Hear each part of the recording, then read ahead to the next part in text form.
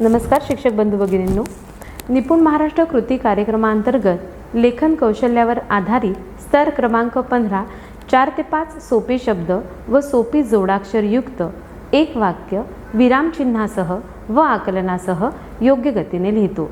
या स्तराच्या विकासासाठी आज आपण एक कृती पाहणार आहोत। कृती घेण्यापूर्वी आपण विद्यार्थ्यांमध्ये पूर्वज्ञान जागृतीसाठी एक उपकृती घेऊया, त्यामुळे विद्यार्थ्यांना कृतीमध्ये सहभागी होण्याचा आत्मविश्वास निर्माण होईल। ही पूर्वज्ञान जागृती घेत असताना सर्वप्रथम आपण विद्यार्थ्यांना केवळ स्वरचिन्हयुक्त शब्दांच्या लेखनाचा सराव घेऊया। त्यामध्ये केवळ स्वरचिन्ह असलेली 3 शब्दांचं आपण विद्यार्थ्यांकडून श्रुतलेखन करून घेऊया। स्वरचिन्हयुक्त शब्दांचं लेखन झाल्यानंतर विद्यार्थ्यांकडून आपण स्वरचिन्हयुक्त प्लस त्यामध्ये जोड शब्द असलेल्या शब्दांचं लेखन करून घेऊया। याही 3 शब्दांचं लेखन सराव झाल्यानंतर आपण वाक्यलेखनाकडे जाऊया। यामध्ये 3 वाक्ये आपण केवळ स्वरचिन्हयुक्त शब्द असलेले घेऊया। उदाहरणार्थ, शोभा झाडावर चढत आहे। अशा पद्धतीने केवळ स्वरचिन्हयुक्त शब्द असलेले वाक्य आपण लेखनासाठी घेऊया।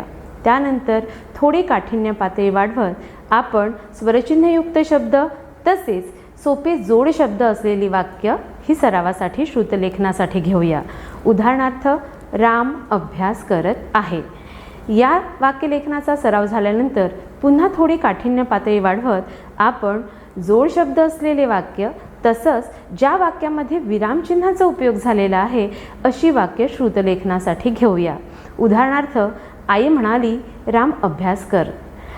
अशा विरामचिन्हयुक्त वाक्यांचं 3 वाक्यांचं श्रुतलेखन करून घेऊया। हा श्रुतलेखनाचा सराव झाल्यानंतर विद्यार्थ्यांची पूर्वज्ञान जागृती तर निर्माण होईलच, तसंच विद्यार्थ्यांमध्ये आत्मविश्वाससुद्धा निर्माण होईल आणि ते उत्साहाने आपल्या कृतीमध्ये सहभागी होतील। तर आजच्या आपल्या कृतीचं नाव आहे हरवलेले विरामचिन्ह भरा। ही कृती करत असताना सर्वप्रथम आपण शिक्षक म्हणून विद्यार्थ्यांच्या स्तराला अनुसरून वाक्यलेखनासाठी वाक्यांची निवड करून घेऊया। ही वाक्य आपण विद्यार्थ्यांसाठी उपलब्ध असलेली कथांची छोटी पुस्तकं, छोटी मासिकं, वर्तमानपत्र यामधून मिळवू शकतो।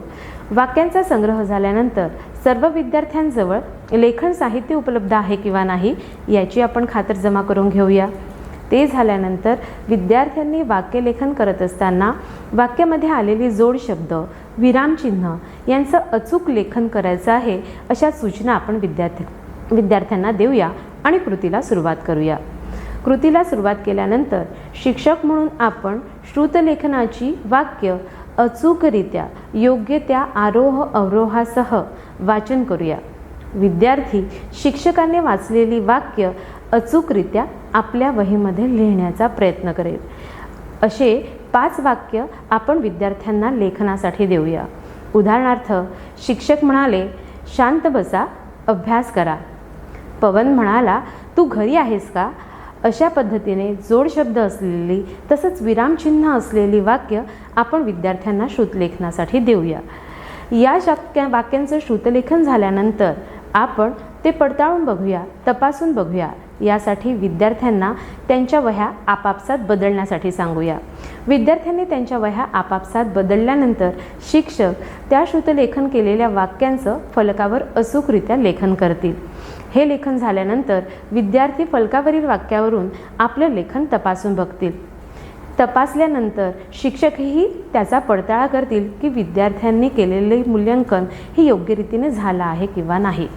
आणि हे झाल्यानंतर शिक्षक जास्तीत जास्त अचूक श्रुतलेखन केलेल्या विद्यार्थ्याला छोटीशी भेटवस्तू देऊन त्याचं कौतुक करतील।